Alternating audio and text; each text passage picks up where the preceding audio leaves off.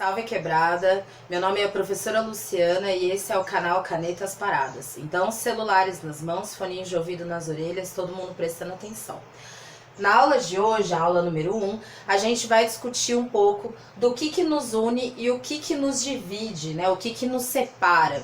Então, para isso, é preciso que a gente tenha compreensão que a nossa individualidade, a gente como indivíduo, se constrói a partir do meio onde a gente vive, a sociedade. Então a gente está vivendo agora esse período, né, da pandemia do Covid-19, né, o coronavírus, e uma das orientações que a gente tem escutado na mídia, que a gente tem visto aí nas propagandas, é que a gente precisa fazer o tal do isolamento social. E o que exatamente isso significa, né? Como que isso pode ser entendido do ponto de vista, inclusive, da sociologia, e como que isso pode ser importante para a gente entender a nossa realidade, né?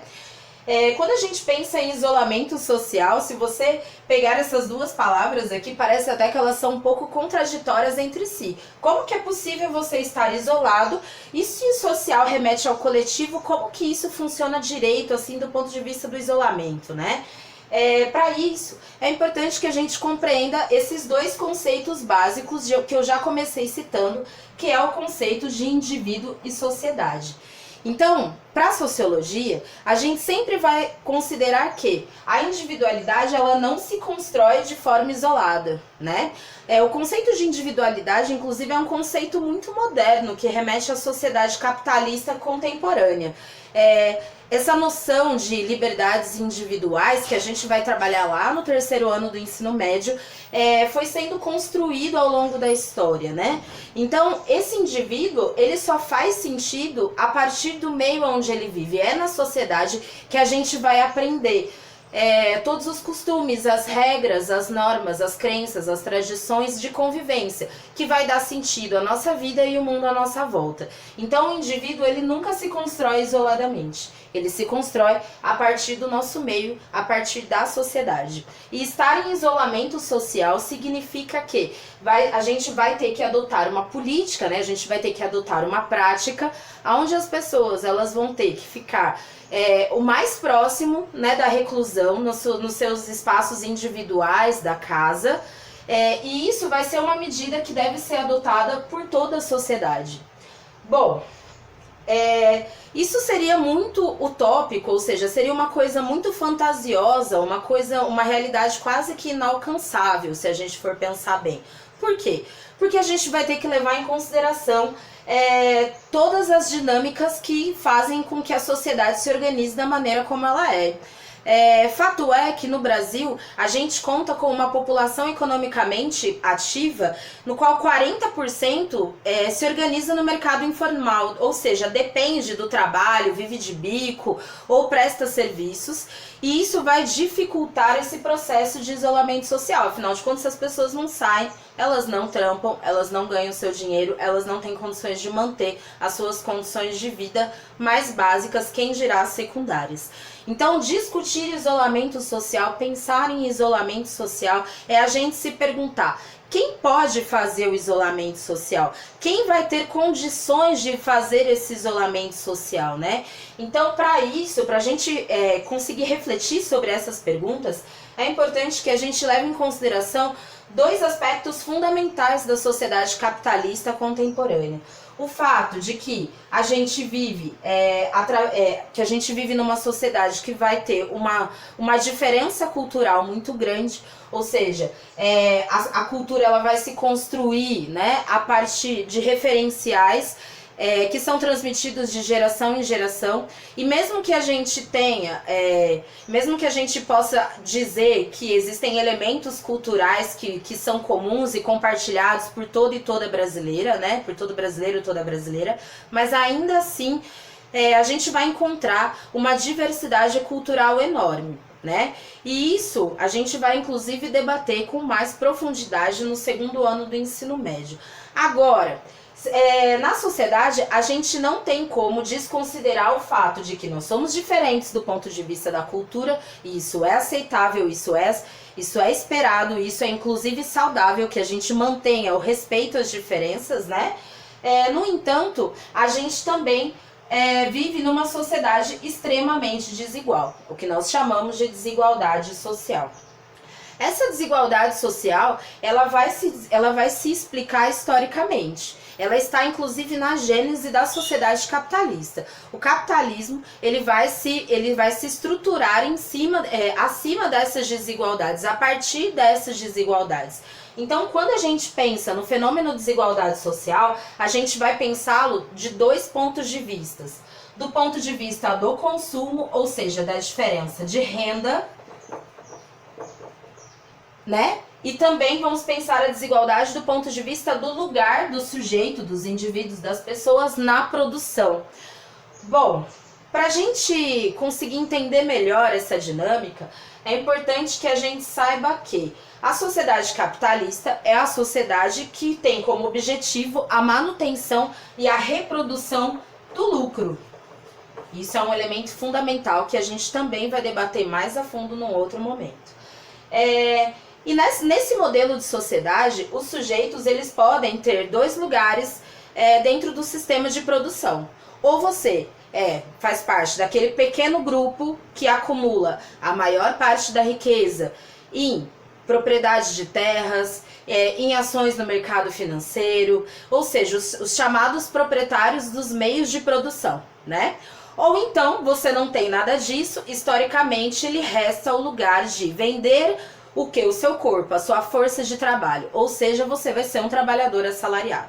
Obviamente que a sociedade capitalista, ao se desenvolver, ela foi deixando a sociedade mais dinâmica, mais complexa. Hoje em dia você tem pessoas que são as chamadas empreendedoras, né? Os trabalhadores capitalistas de si mesmos, que são os pequenos e os médios empresários. No entanto, tudo isso, todas essas relações complexas do ponto de vista da economia, elas só vão fazer sentido dentro desse modelo de sociedade que nos divide em basicamente duas classes do ponto de vista da produção.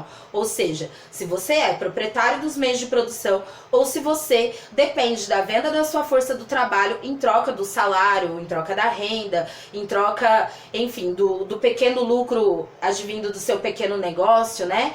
Então, isso vai definir a sua classe social, né? Como também, dentro dessa camada, né, dentro dessa estrutura social, para além da produção, a gente pode dividir a sociedade em classes a partir daquilo que você consome, né? É diferente você dizer que um coletor de lixo, né, que tem um trabalho de suma importância na realidade, na sociedade, mas que, por ser um trabalho braçal, como a gente vai debater também no segundo ano, acaba gozando de menos validação na sociedade. Isso faz com que a sua remuneração caia.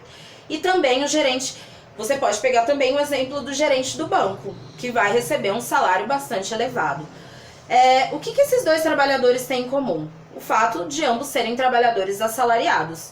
No entanto, eles vão ter rendimentos, eles vão ter rendas tão diferentes que vão fazer com que eles tenham posições sociais diferentes na sociedade, né? Aquilo que nós chamamos de um lugar na sociedade, ou um status diferente na sociedade, né? Então isso vai fazer com que cada um desses trabalhadores, ambos são trabalhadores, mas ainda assim eles vão ter acessos diferentes aos bens de consumo, aos bens de serviço, como saúde, educação. Então, esses dois trabalhadores, né, embora eles gozem do mesmo lugar na escala de produção, ou seja, ambos são trabalhadores assalariados, eles vão ter status, eles vão ter posições na sociedade completamente diferentes em função em função dos bens sociais, dos bens de serviço, dos bens de consumo que eles vão ter diferentes. Os carros vão ser diferentes, o entretenimento vai ser diferente e o acesso aos serviços também, como o acesso à educação e aquilo que é a bola da vez, que a gente tem discutido, o diferente acesso à saúde.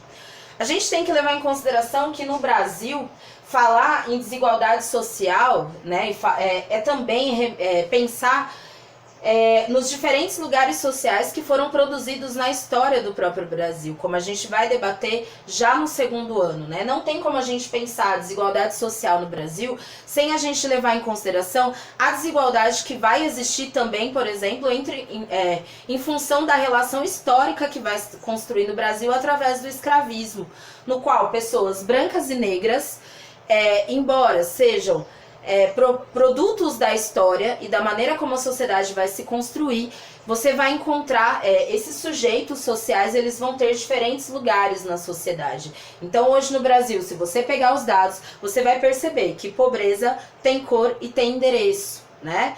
Infelizmente, a maior parte da população brasileira que está na condição de extrema pobreza é negra. 75% dos mais pobres são negros.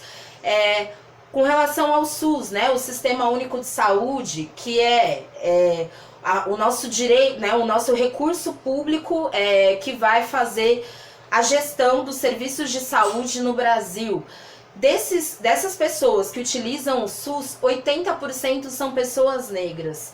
Isso não quer dizer que a gente não deva refletir a importância do Sistema Único de Saúde, uma vez que países que adotaram um sistema privado de saúde, como os Estados Unidos, hoje colhem as dificuldades disso nesse contexto que a gente está vivendo, no contexto da pandemia do coronavírus, né? Então, esses países que utilizam o método privatista de garantir os direitos, né, têm encontrado as dificuldades. Afinal de contas, é possível a gente pensar na saúde, na educação, na segurança como uma mercadoria? Então, essas questões, elas são importantes para a gente refletir a importância do Sistema Único de Saúde no Brasil.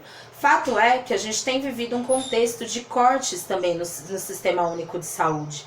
Por exemplo, a PEC do teto dos gastos, que foi aprovado nos anos anteriores, hoje vai fazer muita diferença com relação à estrutura que a gente vai ter para lidar com essa pandemia. Então, pensar em isolamento social é muito fácil, não dá para a gente pensar isso do ponto de vista do indivíduo, porque o indivíduo ele se constrói a partir das demandas e das necessidades da sociedade, como ela se organiza, como ela se produz e como ela se reproduz. Então, pensar na possibilidade de um isolamento social é também refletir questões como o direito ao trabalho, o direito a bens de serviço, o direito a bens de consumo e como que isso vai se construir de maneira desigual na sociedade capitalista. Será que nesse modelo de sociedade a gente vai conseguir dar conta de fazer a garantia das condições mínimas de sobrevivência dos sujeitos, dos brasileiros, para que eles consigam atravessar essa crise? Então, para isso, é necessário que a gente sempre reflita qual é a importância de conviver em sociedade e pensar a maneira como essa sociedade vai se organizar. É isso? Valeu, até a próxima aula!